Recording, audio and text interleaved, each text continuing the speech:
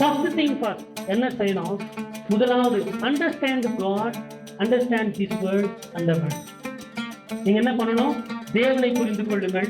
அவர் எப்படிப்பட்டவர், அவருடைய கேரக்டர் எப்படிப்பட்டது. ரெண்டாவது, அவருடைய வேதத்தை புரிந்து கொள்ளுங்கள். இந்த பிரசங்க எல்லாம் படிக்க சொல்றது அதனால நான் புரிஞ்சு உலகம் இப்படி இருக்கிறதா கேள்வி கேட்காதீங்க. தேவனிடத்துல பதில் இங்க இருக்கு. இங்கிருந்து பதில் கற்றுக்கொள்ளாததுனாலதான் தேவனிடத்துல கேள்வி கேட்கிறோம். இங்க பதில் இருக்கு. ஸோ ஃபர்ஸ்ட் திங் ஃபர்ஸ்ட் என்ன பண்ணணும்? தேவனையும் அவருடைய வார்த்தையும் உலகையும் நன்கு அறிந்து கொள்ளணும், புரிஞ்சுக்கணும். பிள்ளைகளுக்கு சொல்லிக் கொடுங்க. அவனுக்கு எவ்வளவு சொல்லிக் கொடுத்தாலும் அவன் சின்ன பையன் இப்பவே புரிஞ்சுக்க மாட்டான்.